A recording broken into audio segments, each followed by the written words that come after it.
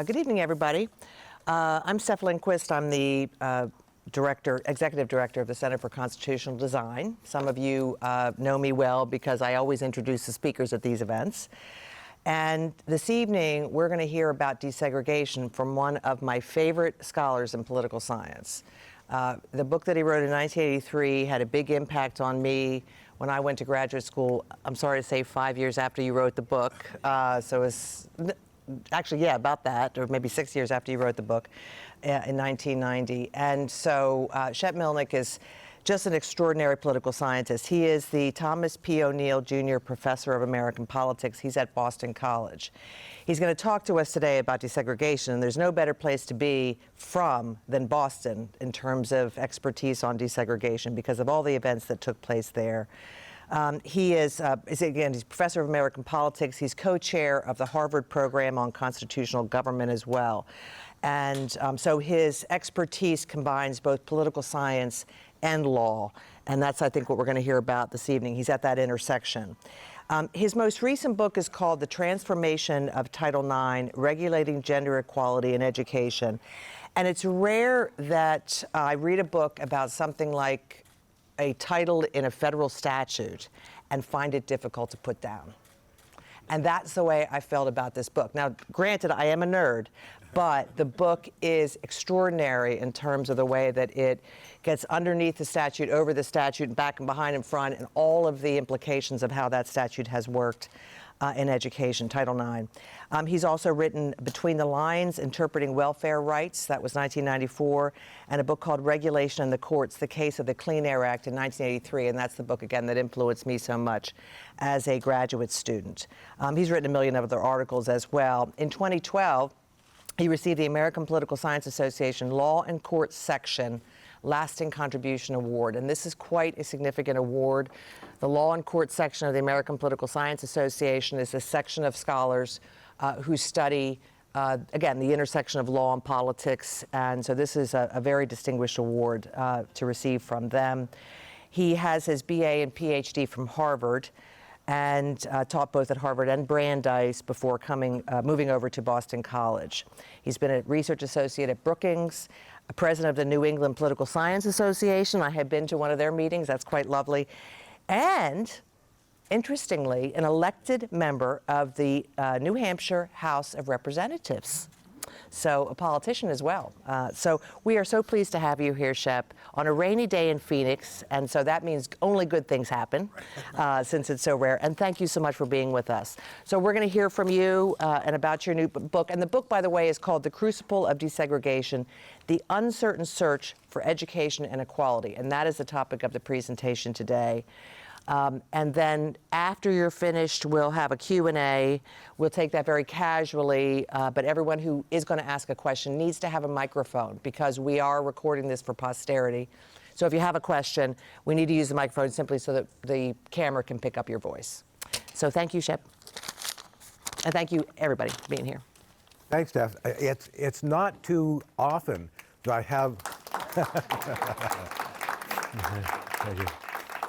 It's not too often I have an introduction by someone who's actually read these books. This is, I will apologize for the fact that I am not appropriately dressed. Last time I was here at ASU, the airline lost my luggage.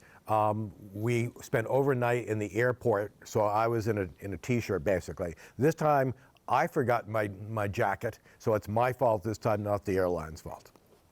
I also have a cold, so I hope you can hear me okay. Steph, I also want to say, before I get, that I want to thank Dottie and Carol and Steph for arranging this because you made this really easy and I really appreciate it a lot. Earlier this year, Steph said I published this book, The Crucible of Desegregation, and this is the second book in what's going to become eventually a trilogy about what I call the civil rights state. And what I mean by that is this very extensive set of regulations and institutions that are designed to interpret and enforce non-discrimination law. And this law started with race, but then extended to gender, language, age, disability, sexual orientation. So it really is a very extensive set of regulations that most people don't know much about. They don't know where it came from, how it operates, how it's enforced. So that's what I've been trying to do. When this was going to be one book, when I got into studying Title IX, it was a time where things were changing very rapidly. The Obama administration was issuing regulation on sexual harassment and on transgender rights in athletics. So that chapter grew into a book. And then the more I studied desegregation, that chapter turned into a book. When I talk about Title IX, it's easy to get people interested because there are all of these controversies going on around us. The Trump administration issued extremely controversial regulations. The Biden administration is in the process of revising them. So there are lots of contemporary issues. For desegregation, it's not as clear because, we can talk about desegregation in Boston in the 1970s or in the South in the 60s and early 70s, but this seems like an issue that is from the distant past. So what I want to do is talk about the way in which understanding the battles over desegregation that started in 1954 with Brown versus Board of Education, and extended to recent cases in which there was termination of desegregation orders.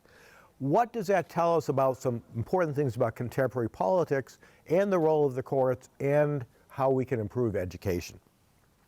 So what I'm going to argue, I want to present the two competing understandings of what Brown versus Board of Education stood for, what desegregation means, and to give you some indication of how these disputes erupt periodically in American politics and will continue to erupt in the future.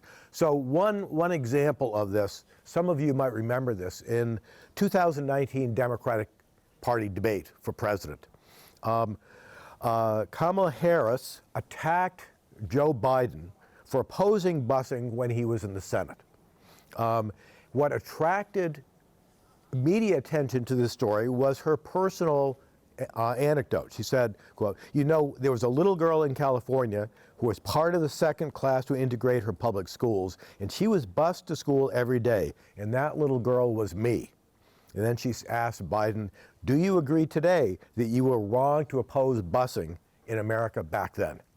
I'm going to say this story has a little bit of personal touch for me because my grandkids go to those schools in Berkeley, and there's still a lot of effort to try to get racial balance in those schools. Biden at first tried to defend himself by saying, I'm not talking about voluntary busing like in Berkeley, I was just talking about forced busing by courts. But that's not quite true because he was an outspoken opponent of busing to achieve racial balance.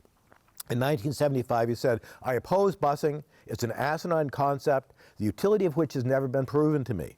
The new integration plans that are really just quota systems to assure a certain number of blacks, Chicanos, and whatever in each school. That, to me, is the most racist concept you can come up with.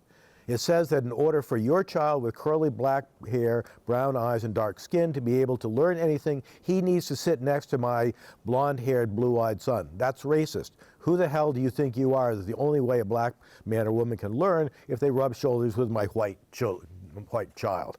So that's fairly clear opposition to trying to have racial balance be a major policy of education.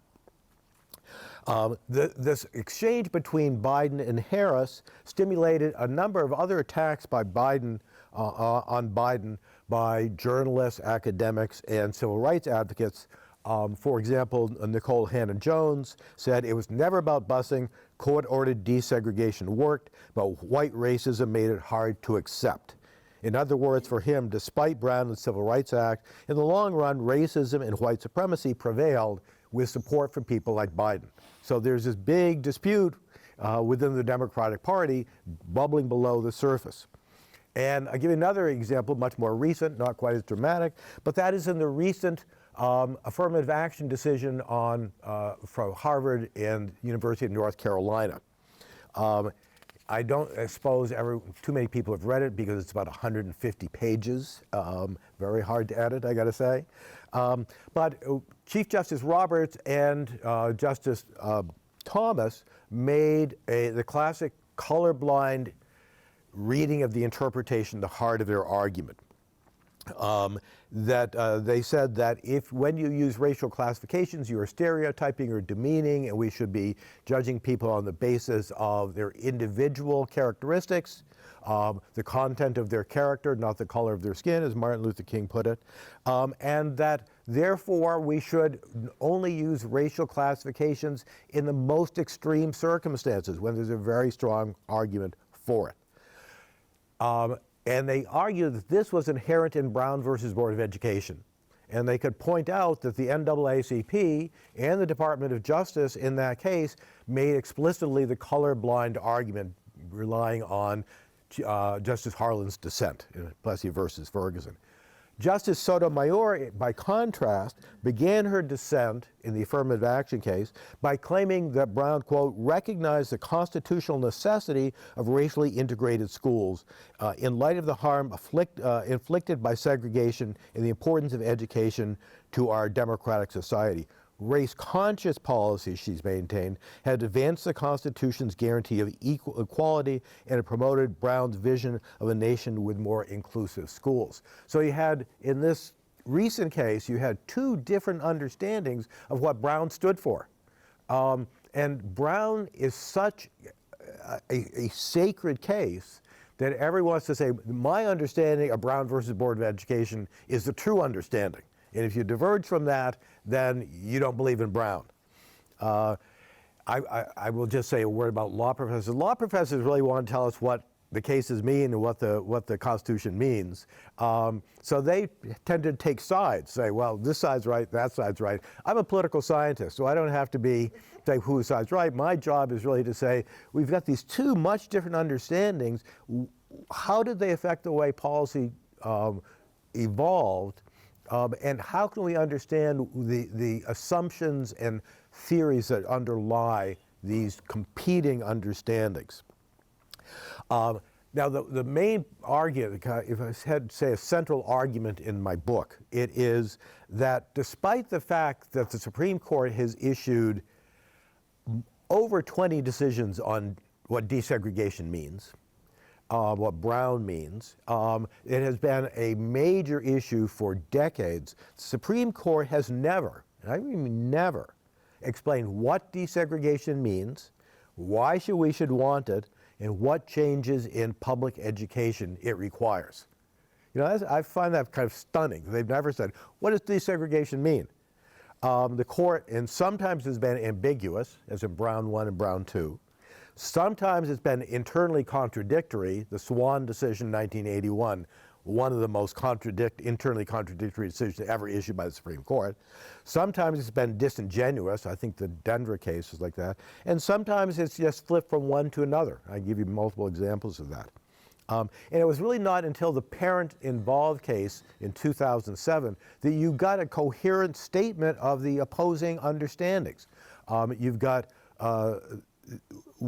one set of opinions, especially Justice Thomas's opinion, to the colorblind position, and they get another long opinion by Justice Breyer that pointed out took the other position that I'll try to define. And then in the middle, you've got Justice Kennedy, who, as usual, issued an incoherent decision that seemed to, not take a stand between these two. So we've never had a decision of the Supreme Court that said this is what it means and this is how it should be implemented. So what's been going on? Let me lay out what I view as the two fairly coherent interpretations that the court has gone back and forth between. And each one of these positions has a reading of the Equal Protection Clause, number one. It has an understanding of the institutional role of the courts, and it has a position on the reliability of social science.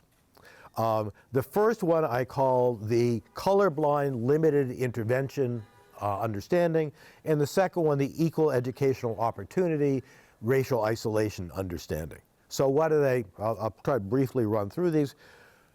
The colorblind limited limited intervention view is that racial classifications are so odious and so dangerous and so likely to be misused that they should only be used in the most unusual circumstances.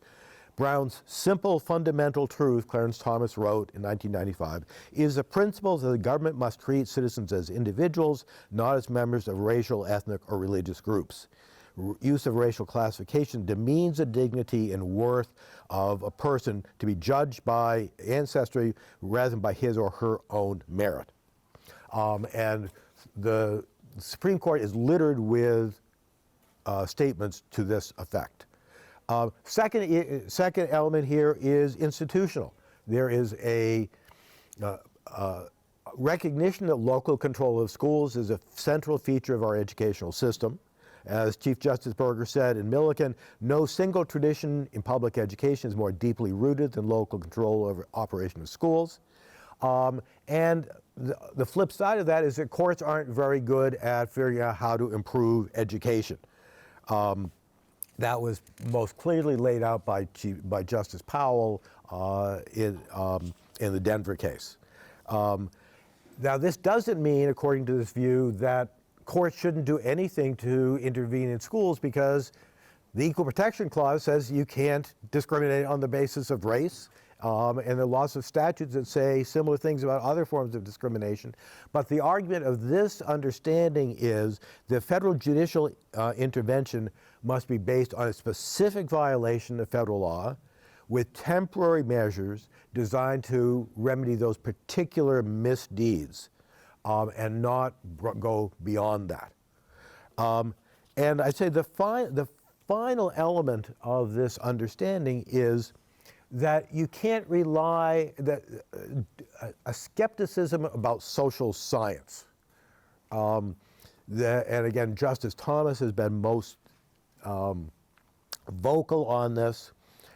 In the Parents Involved case in 2007, Thomas accused Justice Breyer of unquestionably accepting the assertions of selected social scientists while completely ignoring the fact those assertions are the subject of fervent debate. In reality, Thomas maintained, it is far from apparent that coerced racial mixing has any educational benefit, much less that integration is necessary to black achievement. Warning that the dissenters would, quote, constitutionalize today's faddish social theories.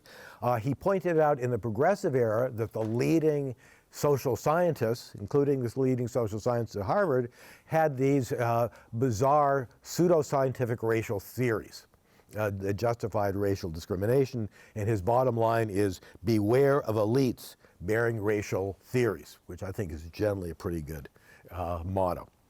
Now, in contrast, the equal educational racial isolation approach starts with the assumption that the purpose of desegregation is not simply to put an end to the practices of assigning children to particular schools, but rather to provide equal educational opportunity to all students.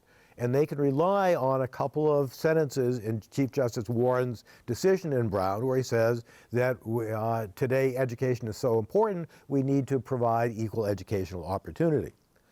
Now, what does this mean? With regard to race, this definition of the problem really became wedded to what is known as the racial isolation argument.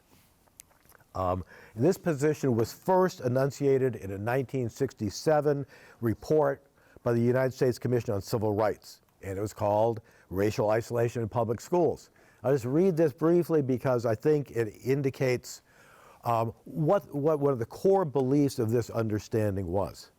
The Commission on Civil Rights said, the central truth which emerges from this report and from all of the Commission's investigations is this: Negro children suffer serious harm when their education takes place in public schools, which are racially segregated, whatever the source of that segregation.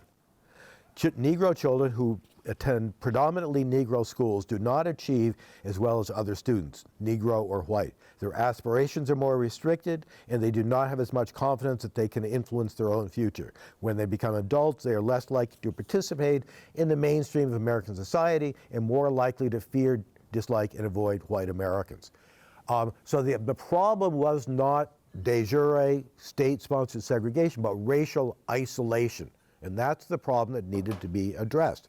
This view was reinforced over and over in district courts by expert witnesses. And I'll just give a couple of statements from lower courts to show how pervasive this was. For example, in the Denver litigation, Judge William Doyle said, quote, "We cannot ignore the overwhelming evidence to the effect that isolation or segregation per se is a substantial factor in producing equal educational outcomes. Consequently, we must conclude that segregation, regardless of its cause, is a major factor in producing inferior schools and unequal educational opportunity." The same thing was said in the San Francisco case, in the Swan case, in South Carolina, in district court after district court. More recently, in the 2007 Parents Involved case, Justice Breyer wrote, quote, "Research suggests that black children from segregated educational environments significantly increase the achievement levels once they're placed in more integrated settings." While he conceded that other studies reached different conclusions, he was convinced that taken as a whole, the studies provide remarkably consistent results.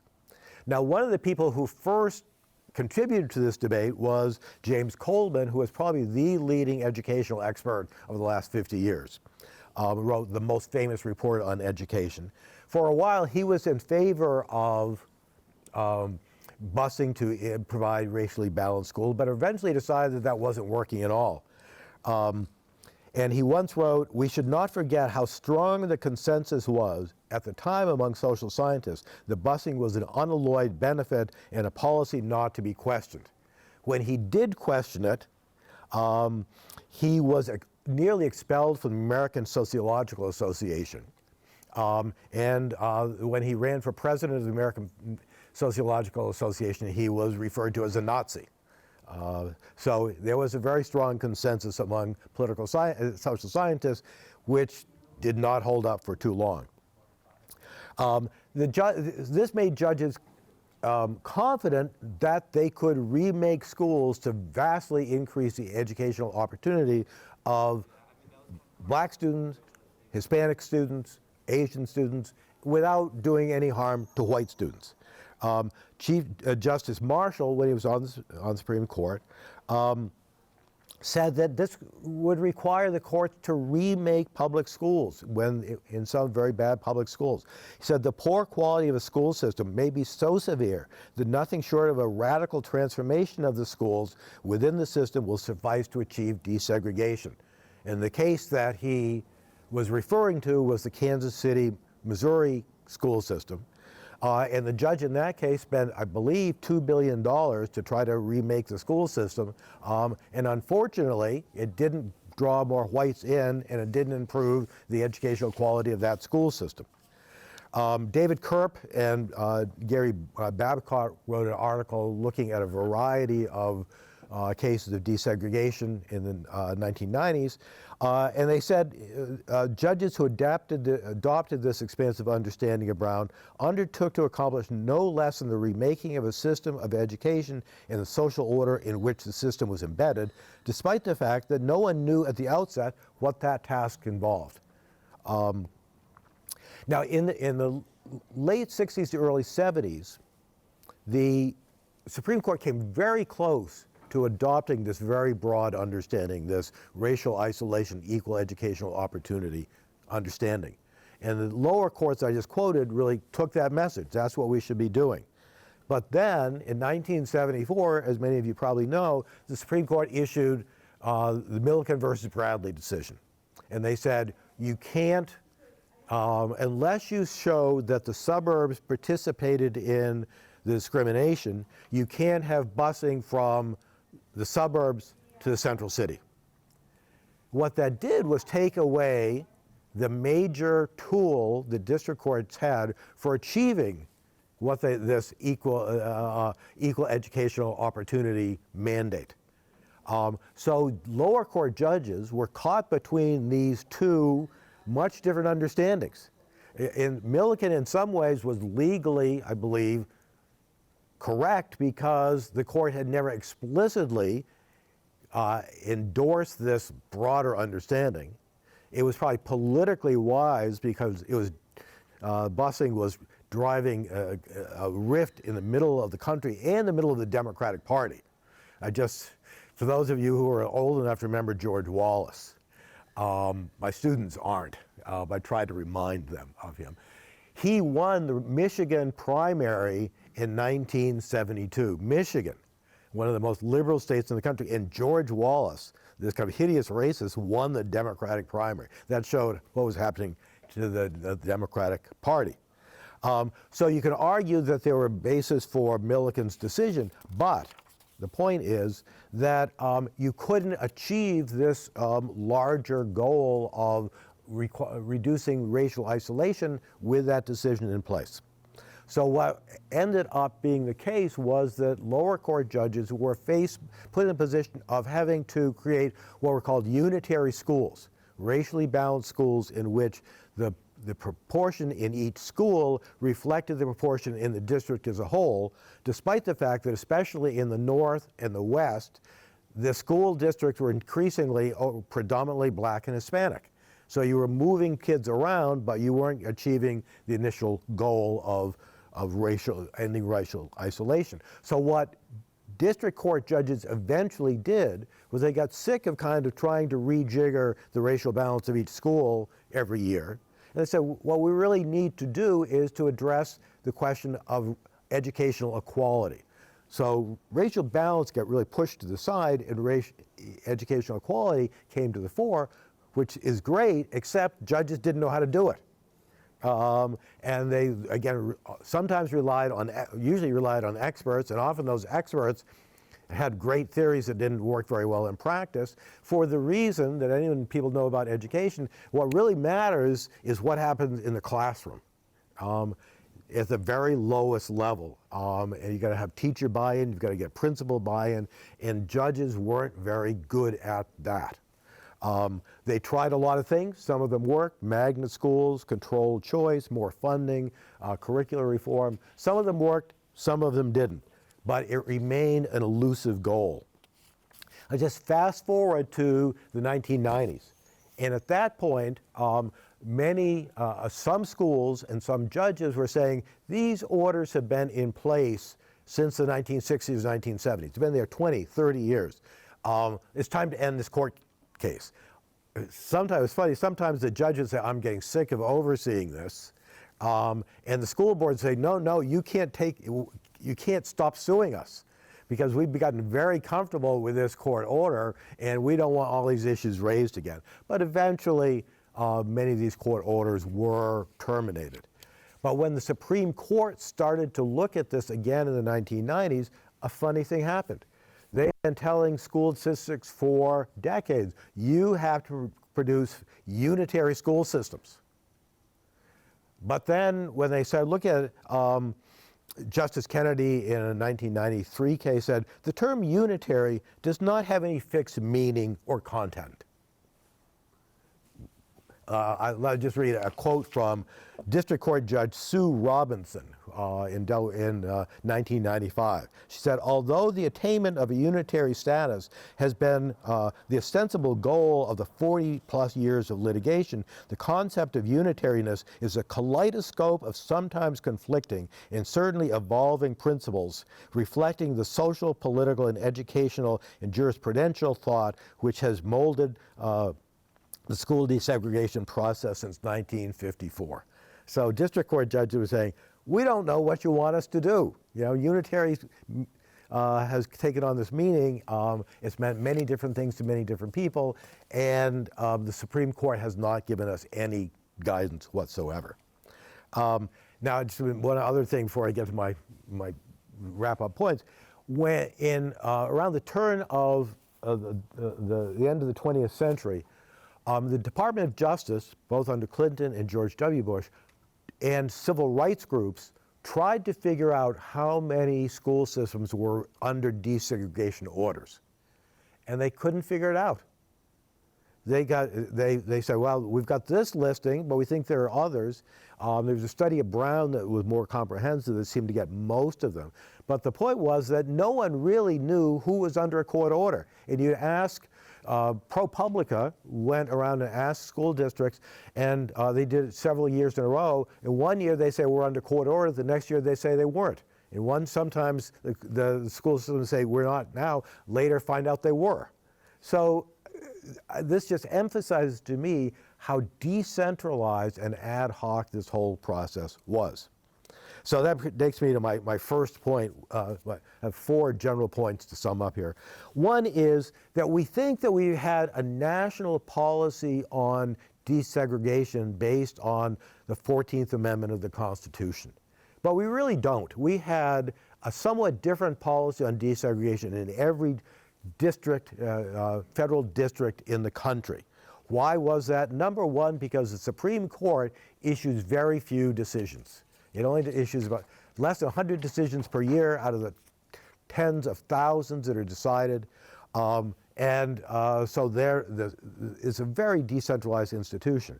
But when going along with it, when the Supreme Court cannot explain what it wants lower courts to do, the decentralization becomes all the more extreme.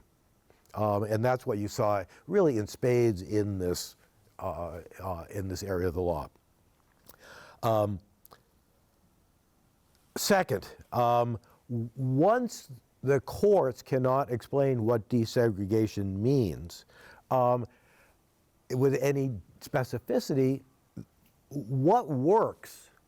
We are often going to wonder about what works in desegregation. It's really hard to tell because we have no standard for determining what was a good desegregation order and what was a bad desegregation order.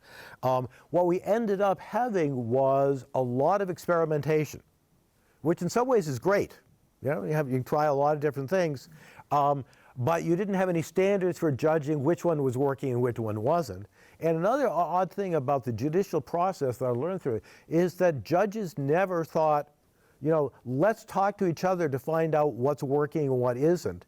That there was no comparison of what was working well and what wasn't. My mentor, James Q. Wilson, said social scientists aren't very good at predicting the future. They aren't very good at predicting what's going to work. So we're not too good at predicting the past either, but really pretty bad at predicting the future. But he said what social science can do is do retrospective analysis to figure out, you know, what are the lessons of these various experiments. And in this area, we just didn't do that very well because of the nature of the process, that no one was willing to admit that desegregation meant so many different things in so many different areas. They always said, you know, we know what desegregation means, but no one really did.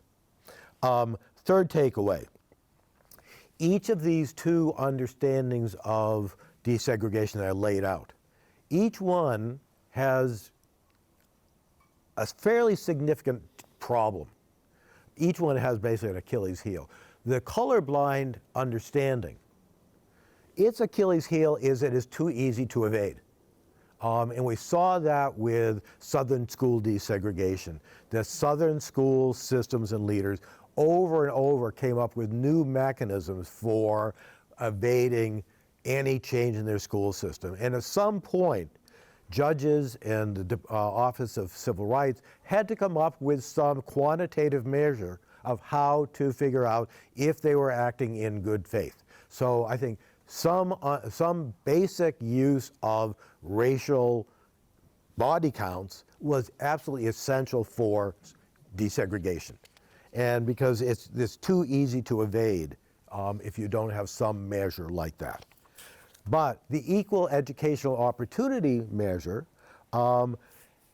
its fatal flaw is we're kidding ourselves if we think we have simple measures we can instill to create equal educational opportunity. I think we've been putting a lot of thought into this in recent decades. I think we're making some progress. I have to say that because my daughter works at a education think tank and she's trying to work on these things.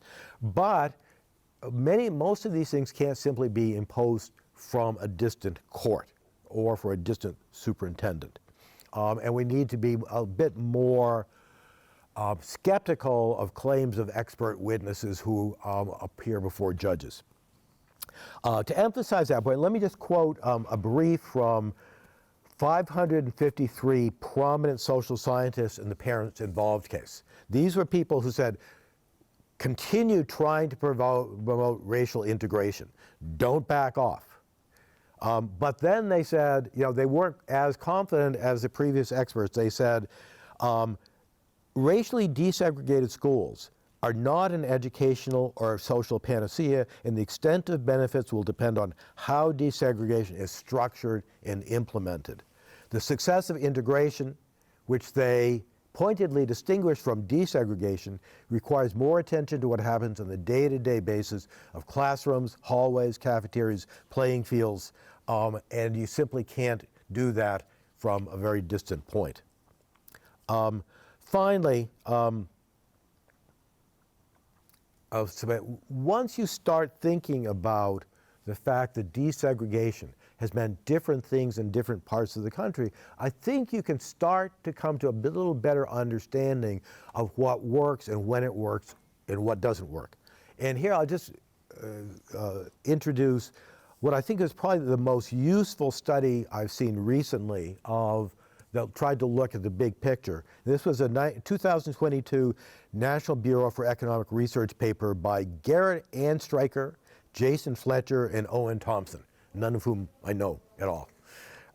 They examined a huge sample of more than 5 million individuals who had gone through desegregation. And what they did was they tried to say, if they had a sibling that was in a segregated school and then a sibling who was in a desegregated school, what difference did it make over the long run? This was a really sophisticated study. What they found was that in the South, quote, full exposure to desegregation was estimated to have increased high school graduation rates by approximately 15 percentage points, which is a lot, increased employment rates by 10% over the long, which is a lot, and increased hourly wages of approximately 30%. So that's pretty encouraging. Surprisingly, though, they found no substantive effects outside the South. So Southern desegregation, big effects. Northern and Western desegregation, they couldn't find any effects. And they tried to say, why is that? And they found that in the South, desegregation was associated with significant increase in spending on schools in which minority students were attending. I mean, that's not so surprising because we all know that separate but equal is a fraud and that they were not getting equal funding. And also decreased class size in schools with a large number of black students. And we know that we've had other studies that show class size tends to matter more for minority students than for white students. And they conclude, quote, the results suggest that the most impactful legacy of these policies lies in the systematic dismantling of the overtly segregated educational system that prevailed in the Jim Crow South. Since most areas outside the South did not impose that direct de jure segregation, court-ordered integration was a less direct challenge to the status quo. The null results for northern school districts, they cautioned, should not lead us to ignore the compelling evidence that court-ordered integration was extraordinarily effective in the context of the post-civil rights era. So I think that there's really a twofold lesson here. One is that desegregation cases in some contexts made a huge difference. For political scientists, the idea that courts can't bring about social change, I think that's not right. We can see it right here. But in other contexts, their result has been really minimal. So we need to have we don't want to fall into fatalism, but we need to be cautious and above all, to recognize the danger of legal abstractions.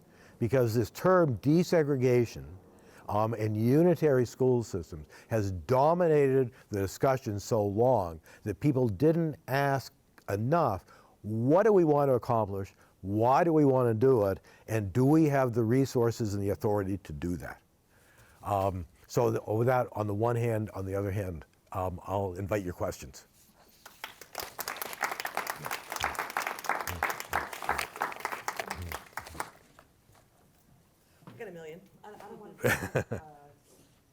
Anybody else before I leave in? So I will. I have a microphone on. Oh, right? yeah, So sure. I should be good? Am I okay? Okay. Shep, thank you for offering us a retrospective on a policy that many of us haven't thought about in the terms that you described. With the fresh insights that you bring to it is really great. And so I had some thoughts about, and questions for you about some of the points that you made. One is your story a separation of power story? So in the sense that courts are not equipped to create policy solutions. I mean, there's no question. It would have been vastly better, and it was true in some respects, right? That the Elementary and Secondary School Act incentives were in place, and I don't know how that article that you described separates out their effects. Right. But they were in place, and when the courts, along with Congress and administrative agency, would have been useful too. I don't know how the Department of Ed.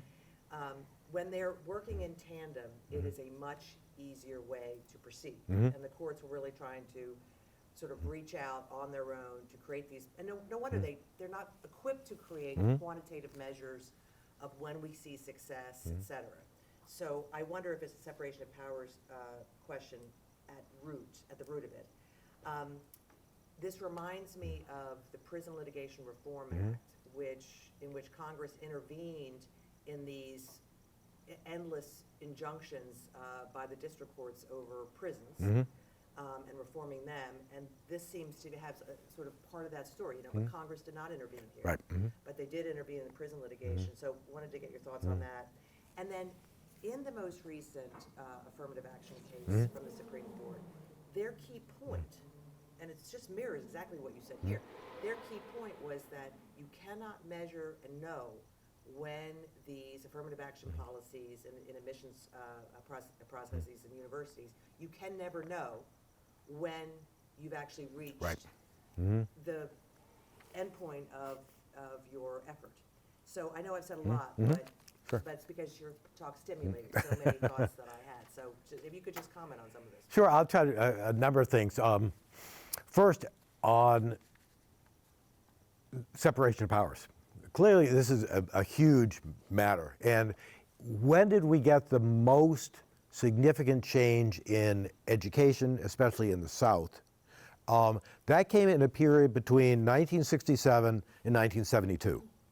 And what had happened to do that? Number one, Congress passed the Civil Rights Act of 1964. And one thing that did, there are two things that did. One was to give the Department of Justice the authority to bring desegregation suits. Hugely important, because before that, the burden had all been on the NAACP, and we realized we were going to have long legal battles over many of these school districts.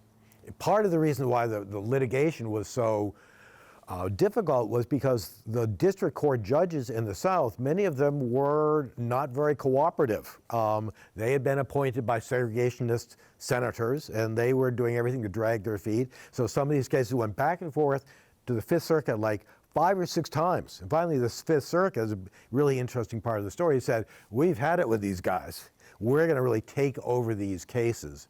And they basically said, it's an interesting story in which the structure of the judiciary temporarily changed to deal with this emergency. So you had Congress passing the Civil Rights Act that also has Title VI, which is one of the most important parts of the civil rights law. It got very little attention in 1964. It says if you receive federal funds, you can't discriminate on the basis of race or national origin. That number one said, we're going to allow administrative agencies to determine what discrimination means. So it's a grant of authority to regulate. And then the next year, as you pointed out, 1965, Congress passed the Elementary and Secondary Education Act. It said, here's a pot of money. And the South was going to get more money for education than any other part because they're the poorest part of the country. They had more poor children. So the southern states were basically saying, the courts are going to force you to desegregate. You can do it, drag your heels and not get the money, or you can agree to do it now and get the money too. So the role of the Office of Civil Rights was important, the role of Congress was important. One thing Congress did do, and the Nixon administration did too in early 1970s, tell Office of Civil Rights to butt out. So there was a period, about 5 years, where the Office of Civil Rights was really a big player. After that, not nearly so much. So on the question of funding, I'll just cite another. So Rucker Johnson, who is a professor at Berkeley, the public policy school, wrote a really interesting book called Children of the Dream, where he points out the advantages of desegregation. And then he looks at what made the difference, and above all, it was the money. It wasn't black-white balance. It was above all money and class side, as this study shows. So Congress did provide a lot more money, and I think even more importantly, over the long run, Congress targeted that money more to schools with low-income students. At first, they spread it very broadly. I think they've done a better job. I'll say that I saw in the news the other day that the House Republicans were proposing to cut Title I spending by about 25%. I don't think they're going to do that, but it strikes me as a very bad idea. So separation, there's a little bit on separation of powers. On timing, as you pointed out, the Roberts decision says Justice O'Connor, gives me a chance to bring up Justice O'Connor, he had said a little over 20 years ago, in 25 years, affirmative action won't be needed. We're pretty close to 25 years. And Harvard and UNC don't give us any indication when this is going to end. So one of the issues in desegregation cases was how long should these orders be in place that we keep shuffling students around and having judicial intervention. And eventually the Supreme Court said, enough's enough. We're just going to, we can't have this go on for 4 or 5 decades. And the same argument, I think, was important in this case because as a political scientist, I'd say the idea that you're going to have a temporary program and then it's going to fade away strikes me as unrealistic because we have something we call path dependency, which is once you create an interest in something, it's likely to be self-perpetuating. So the idea that somehow something's temporary is going to disappear by itself is unlikely. And I think that the court is concerned about that. Well, I'll just say one other thing about contemporary Supreme Court and judicial issues. I was just reading the Fourth Circuit opinion in the Thomas Jefferson case. Thomas Jefferson High School in Northern Virginia is a very elite science school, probably the best public science school in the country. It serves the Northern Virginia area that's very affluent. But I believe that the proportion of the racial balance in the school was about 70% Asian American, maybe 20% white, 5% Hispanic, 5% black.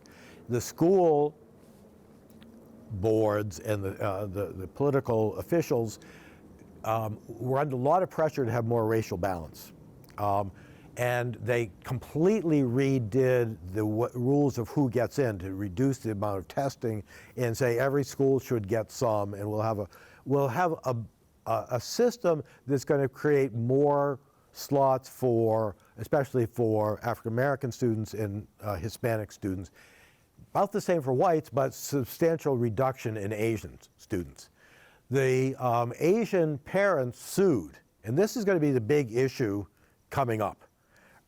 Not whether you can use racial quotas to assign kids to school, but whether you can change the rules in a way that is likely to hurt a particular group, especially Asians.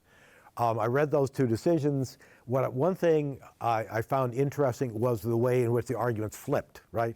So the dissent who was agreeing with the Asian American students' parents were saying, you know, we know what's going on here. This is using racial quotas. This is attacking the fact that so many Asians are getting in here. The majority, which I think had a much stronger legal argument, said, we don't look behind what legislatures do to figure out what their ulterior motives are. And we don't see any great sense in which race was the crucial issue here. And we're going to give a lot of discretion to local school systems, which is what Rehnquist and Powell and others were saying in the previous cases. So you've got this new sets of issues, and I think a lot of the arguments are going to be much different than the arguments that were traditionally for the last 40 years. So that was a much longer answer than you probably wanted.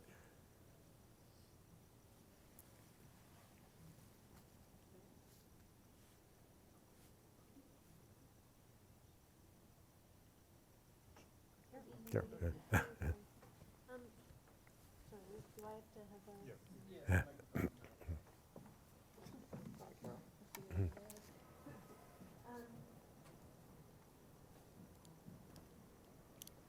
But wasn't that the case, is that on?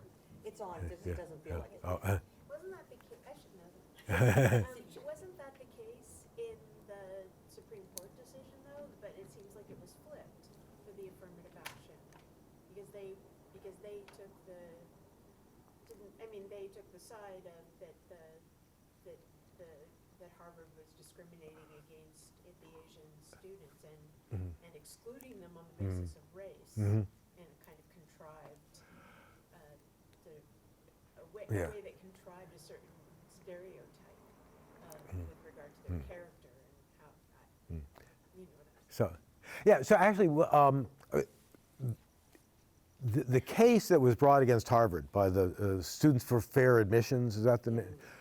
They really emphasized the fact that in the admissions process at Harvard, there was what I tend to think was fairly clear and fairly extreme and really disgusting, let me use that word, discrimination and stereotype against Asian American students. The Supreme Court decision, oddly enough, said almost nothing about it. And I was quite surprised by that.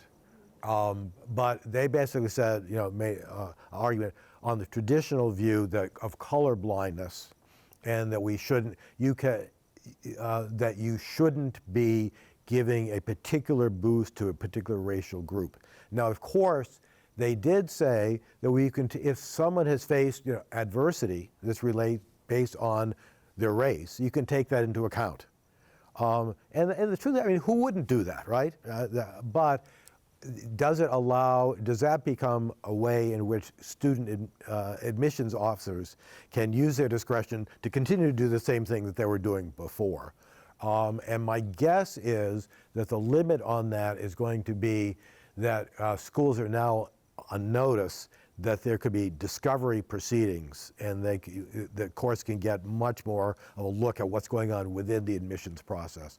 So they have to be much more careful. But I'd say the other thing that is in schools, very large schools, UNC or University of Michigan, University of California, I'm sure University of Arizona and Arizona State, you get so many applicants, so you have to have a much more mechanized system. You can't, you know, have every one of these applicants looked at in such detail. So I think probably the effect on those cases will be much more evident in these large state universities than in Ivy League schools, which I actually don't expect to change a lot. Peter, do you have a question? Go ahead, Peter. But Carol, I'll just say that I was really quite surprised by the extent that the argument about stereotyping Asians did not loom very large in the court decision at all. This is kind of an abstract question in some ways, but to root it in experience, I arrived in Boston in the 1980s, and not knowing much about Boston, let alone desegregation, but it was a mess. You know, the bitterness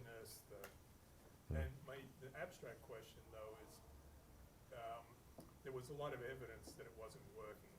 And the question goes to, what are the motivations of, do you think, of the various participants? Is it sort of overconfidence in, elite decision-making? Or was it a kind of a sense of justice? Like, no matter what the consequences are, we're going to do the right thing. So do you have any reflections on that? Sure, yeah. I guess it was a mess. And if you could say, if you want to improve education for minority students, is the best way to do it to bus them to South Boston, where the school weren't very good, number one, and there were a lot of pretty prejudiced people. Is that a way of improving educational opportunity? I don't think so. But I don't think it's fair to bash Judge Garrity too much, because I think the Supreme Court put these district court judges in a terrible bind, because they said, if you find that there's been evidence of past discrimination, and that wasn't too hard to find in Boston. It was really easy to find. Basically, the school committee wanted to keep black and brown kids here and white kids there. And some of the people on the school committee, as you know, were pretty racist. So they found evidence of this, and then what are you supposed to do? You're supposed to create a unitary school system. What does that mean? It's a school system in which the composition of each school reflects the student body of the school system as a whole.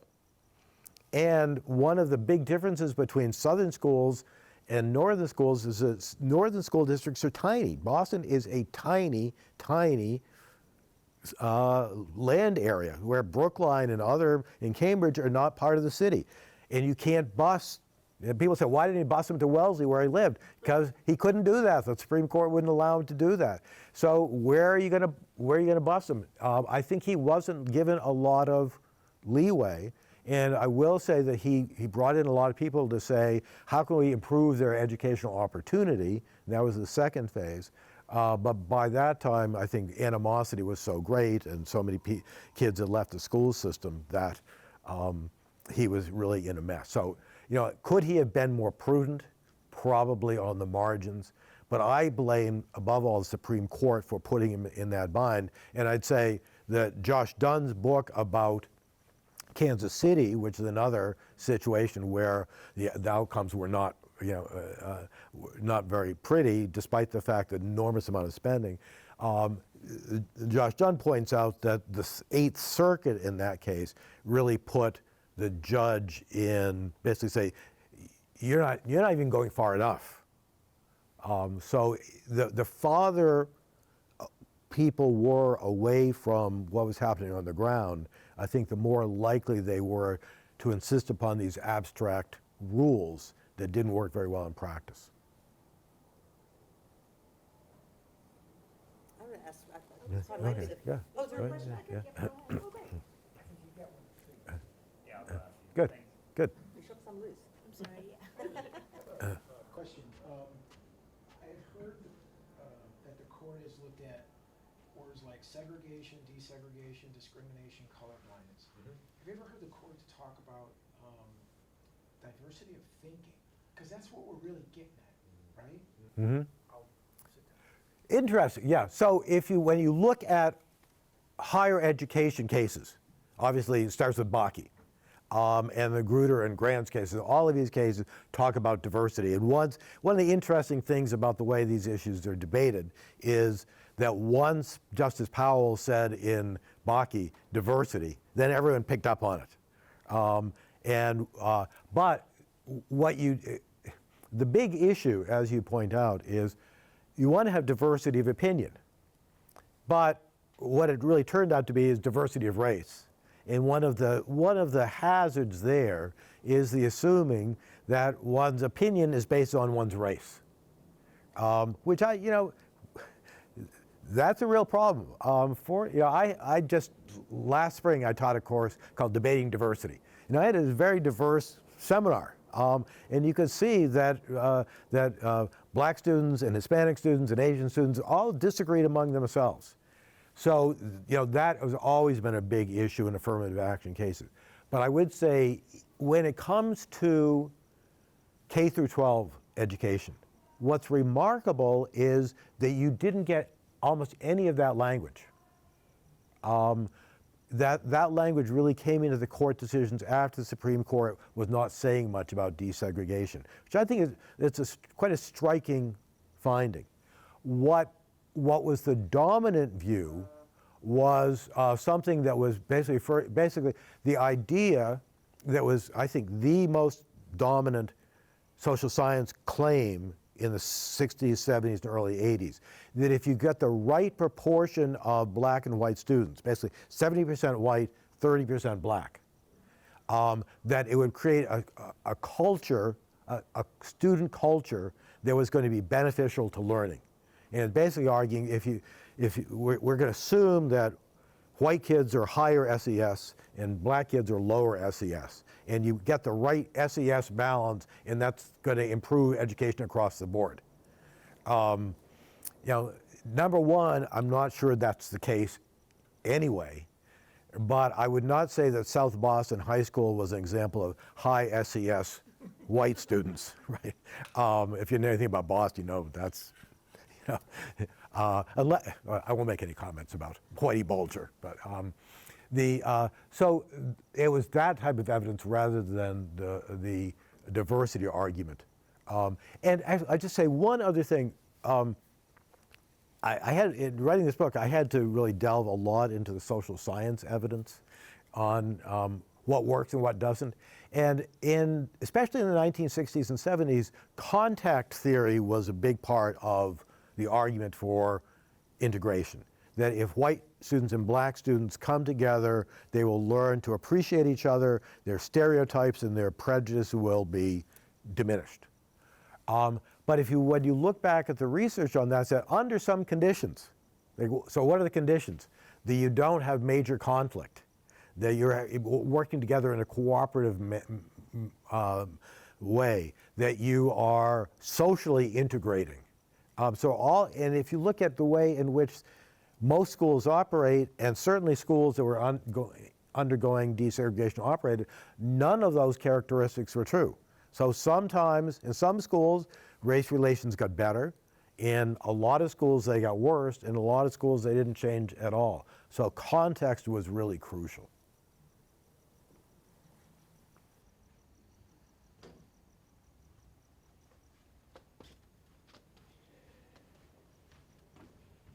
Hi. So you talked a little bit about how basically like the policy window when it comes to desegregation is really narrow. Like there's a lot less ability of lawmakers and policymakers to kind of push forward desegregation policy.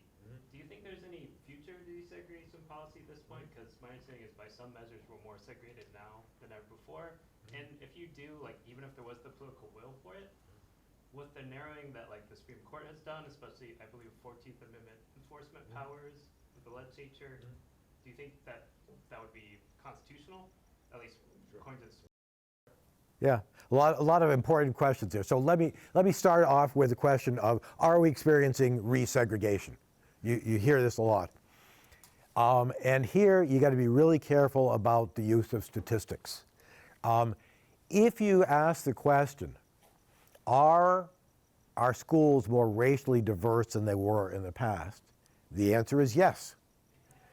If you ask the question, are black students exposed in their schools to more non-black students? The answer is yes. If you ask, are white students going to school with more non-white students? The answer is yes.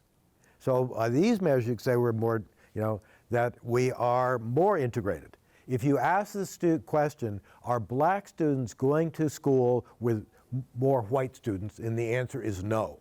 Right, so that's the argument about resegregation is that there are not as many white students in the schools that black students are going to. And the main reason for that is that the number of white students has declined quite significantly, especially in large urban areas. There are still a lot of white students in Montana and North Dakota and in New Hampshire and Vermont. But in areas where there are a large number of minority students, there aren't that many white students anymore.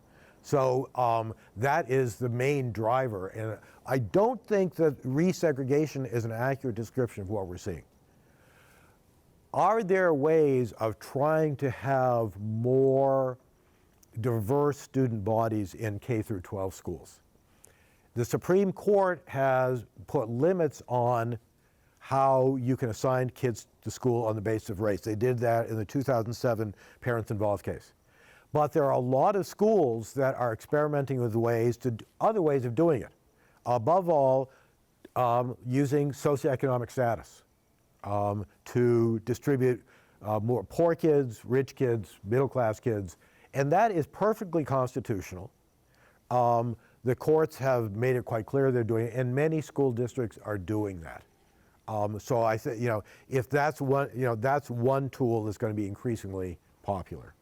The other thing I would say is, I think there's some hopeful signs here. I just read a report from the Urban Institute that shows that on average, we spend a little bit more on schools with a high number of black students than we do on schools that are predominantly white. A little bit more, not a lot more, but a little bit more. So school funding has become more equal. Maybe we need to increase that more, but that school funding has changed fairly significantly. And the other thing I'd point out, and this is I just have this as my final point, that some of you probably know that Ibram Kendi wrote that whenever test results show that black students are not doing as well as white students, that must be a racist test. That's a racist policy.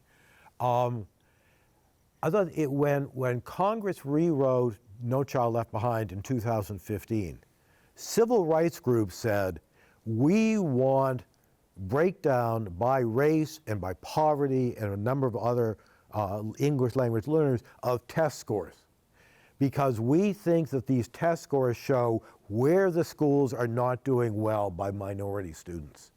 And I think that was a really important part of the federal law. It pinpoints where we need to improve education for minority students. I'd say the other thing is we know that minority students do not get as many experienced teachers as do white kids going to more affluent schools. I think we have to put a priority on having more experienced teachers in these schools that are, many of them are predominantly black, brown, Asian. So those are some of the things that we can do something about. And I think that needs to be a priority. And I just say one final thing. I'm just reading another book. This is my kind of reading list. Richard Reeves' book of Boys and Men, which is a really interesting book. And he points out there's a lot of research that's saying, especially African American boys do a lot better when they have a teacher who's an African American man. I think it's pretty good research on this. But we need to get more, especially African American men, into teaching. That would be good for everybody. And I get to think that too is something that should be a priority.